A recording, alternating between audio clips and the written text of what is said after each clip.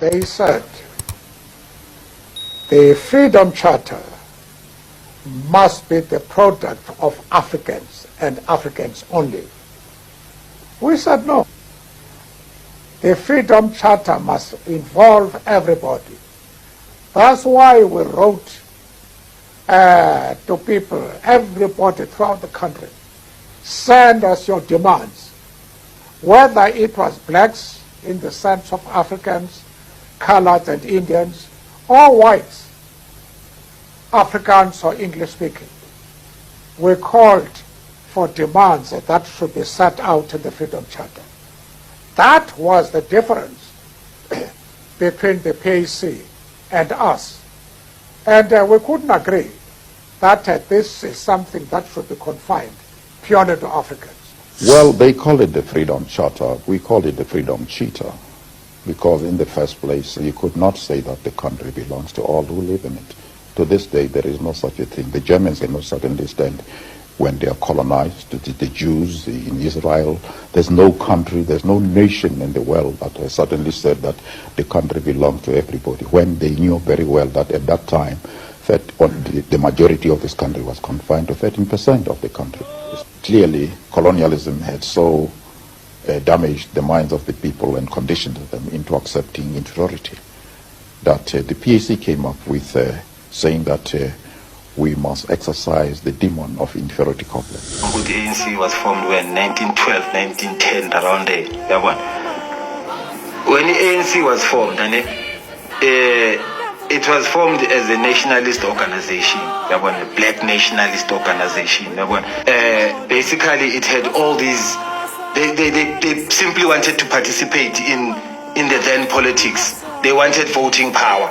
They wanted to be recognized themselves as part of the citizens of the country, which is ngabizani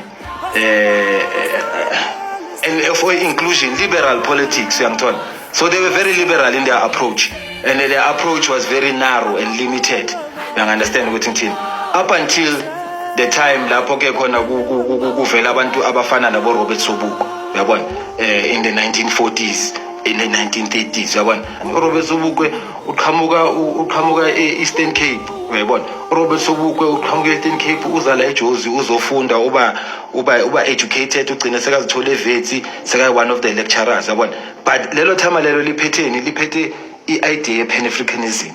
You understand? Kusho ukuthi the idea that we as Africans here in Africa is our home, and whatever is in Africa is ours as Africans, and the ownership of Africa belongs to us as Africans. You understand? And abantu bayenza mistake bacabanga lela thama beli racist, alibafuna mangam, but lela thama lelana lakutshela even nabanye abantu who are not of African origin, if they pay their loyalty to Africa and their allegiance to Africa, then we will recognize them as Africans. So coming back to your question, ukuhlukana kuyokwenza ukuthi at the then ANC Youth League ibe program which is what they call the program of action. You understand? So this particular program of action included for the first time yaba yeland. Uyangithola ukuthi ownership yeland. We should all this time ANC blame operate in the question yeland address. Uyangithola i-shelf ibekwa sekubhekwa ama-human rights, yabona those things. Kuyo le Congress lena ANC Youth League mase produce this program of action include this question yeland manje, yabona. Uthola ukuthi manje within the ANC, yabona, sekhona manje abanaleya influence nyana leyana eyamakomanisi nabo, uyabona ukuthi ngithini. uRobert Sobukwe athi no, ANC, yabona, should before that ANC ignore a program of action, introduce a freedom charter, yabona. Ithi ANC ma introduce a freedom charter, aba Robert Sobukwe ba question that idea. Should Robert Sobukwe manje sekanamanye ama Pan-Africanist within the ANC Youth League ahamba naye, bonke labantu laba boRobert Sobukwe, boMandela, boSisulu, bonke bada baku-ANC Youth League labantu uyangithola ukuthi baphusha lama-politics laba, but aboRobert Sobukwe manje bona baphethe that ideology ye-Pan-Africanism ukuthi bona bayikha la bayikha khona, uyangi-understand, and manje it's making sense, uyangi-understand ukuthi ngithini. So bona baquestione manje le Freedom Charter. I-Freedom Charter khumbula mayiphuma seyithi the land belongs to everyone who live in it, the people shall share, uyabona. And manje i-Freedom Charter mayiphuma as a liberal document, ayikho manje specific mayithi the land belongs to anyone who lives in it, uyabona. That means manje any European who can come and settle here, the land is his, uyangi-understand ukuthi ngithini. Ama-Africans are not guaranteed the right to land, uyabona. It's still the right to land was being taken away on this document. And manje aboRobert Sobukwe sebayakhala ukuthi but majensi nina ANC wait, nina niyakhumbula ukuthi thina besine program of action esayilaunch, uyabona, savumelana ngayo, and kule program of action beyikhona i-clause ye-land besikhuluma ngayo, uyabona. Robert Sobukwe manje sebathi no, thina siyaphuma kule ANC yena. Robert Sobukwe declare athi i-ANC has left the ranks of the liberation movements, uyangi-understand ukuthi ngithini. Now thina we are going to move out and form a liberation movement, uyabona. Bayiforme i-PAC 1959 khona la e-Orlando East, e-Communal Hall, uyabona. Bayiformela khona la the organization, ithatha shape khona la ilaunch, uyabona. Ukulaunchwa kwe-PAC ngo-1959 ukuchange kwe-struggle sase-South Africa, in a sense ukuthi manje the struggle now became revolutionary, you understand. Now the struggle became about the land, you understand. It didn't now become about we want voting power, we want to be part of UN, sit in the government, yabona. So now there was that definition, you understand, ukuthi we as the people, we are the dispossessed, nisithathele umhlaba, yabona. And our history dates back to the first time when you first landed here in Africa as white people and dispossessed us, yabona. We cannot ignore that history or shelve it. It's a true history, you understand. So that's when the shape of the struggle changed, like South Africa. That's when manje even the idea of the armed struggle was introduced, uyangithola ukuthi ngithini. Because manje aboRobert Sobukwe masebafoma i-PAC manje sebaqala bakhuluma manje ngeland, ba-irritate manje amabhomu. And by that time manje mawutebheka i-ANC sevaya manje phela kahle grand masingathi siya-investigator grand sibona ukuthi i-Freedom Charter bobani abayi-introducile, yabona. I-argument ikhona, i-debate ikhona, yabona. But mina I take the side and my investigation ukuthi ama-communists yiwo afake le document, yabona. aboRobert Sobukwe bayilwisa la thing, but le document is suspicious, leya siyazi, leya sithengisa le manje seyisihambisela umhlaba, uyabona. So kuvukeke i-PAC manje ikhuluma nge-Pan-Africanism, i-PAC ikhuluma nge-uniting i-Africa under one Pan-Africanism idea, i-Africa, because ama-politics e-PAC yangithi awapheleli la e-South Africa, and South Africa ibizwa azanya yangithi a-stretcha beyond the borders, meaning Pan-Africanism is an international ideology, you understand. If you go to America, you'll find there are Pan-Africanist organizations like Abo Black Panther, who operated back then even in the 70s, who took a radical stand. You understand? Abo Malcolm X, Abo Marcus Garvey, Abo Haile Selassie. We are pushing a Pan-Africanist idea. So it's an old idea. Even when you read the slavery history, yes, America, Abo Frederick Douglass. You understand? The ideas that make them to rise against the slavery and actually stab and kill white people. They were of Pan-Africanism. So Pan-Africanist is a worldwide idea. Hence, Tina, as a PAC, when we say we are talking Pan-Africanism and uniting, we are not only saying we need to unite Azania. We need to unite Africa, because we also don't believe in these borders. Lama borders lawa phume Berlin. Because wonke lama borders are like Africa. Aphume Berlin. Angithi if you read history, khona lento bathi scramble for Africa, where European countries met in Berlin, Germany, to cut out Africa for themselves. So Germany took Namibia and then British now had its own share, the French had their own share, you see, and the Portuguese, they had their own share. Hence now you find we've got South Africa, Zimbabwe, Mozambique. And if you look at these African countries, Mozambique, Angola, they were under Portuguese rule. bakhuluma isiPortuguese yabona. If you go further in Africa uthola ukuthi bakhuluma isiFrench, they were under French rule yabona.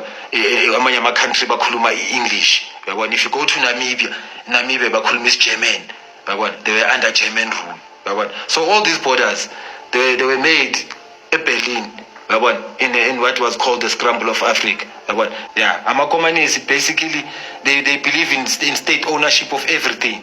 You understand what I'm saying? Ama-countries ayathatha that communism idea yase-Russia, the USSR straightforward, the way ingakhona i-raw ayasokola. So nathi ngayi ama-Africa ama-communists athi ma-assista ukuthi siwine ama-liberation wethu bafaka ne-influence yabo yabona. Ngoba even ne-MK ne-APLA ne-AZANDLA, which were the liberation movements zala e-South Africa back then, zonke they were under communist influence.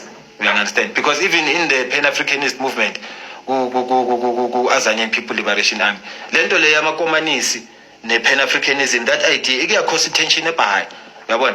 I-tension ebhayi to an extent ukuthi iyakhosa ne-division yabona within the military itself yabona, the ideology yabona. Even currently today the ideology is causing problems yabona, because there are those within who possess the Pan-Africanist idea and at the side ngapha ama-communists. Uyangithola ukuthi ngithini. That is why even today mawutubheke South Africa, South African Communist Party is still existing in South Africa. And then you ask yourself, what's the relevance of the South African Communist Party in South Africa in 2022, being that South Africa is governed by ama-capitalist. Khumuka isiqoko, khumuka umakarapa amathaqonsele entshebeni ngile siyaqandula.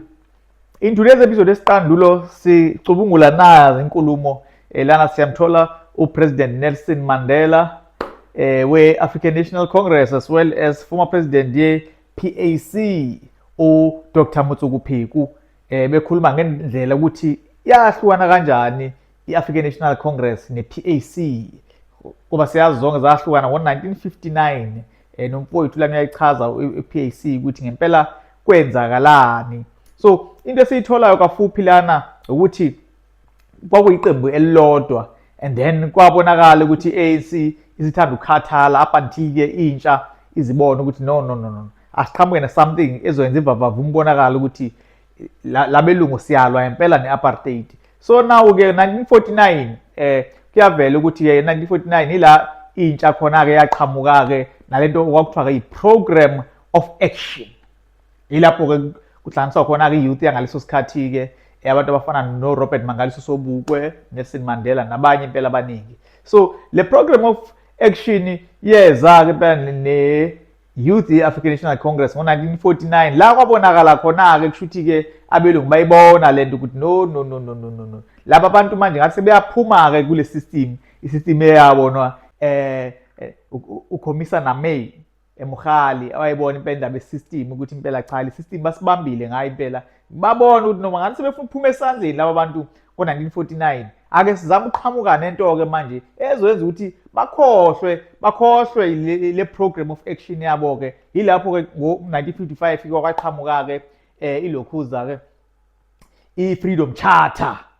Le Freedom Charter ke singakhohlwa manje i-ANC at that time it had ama-allies ayo ke okwakuyi South African Indian Congress, phinde kube ne-South African Congress of Democrats.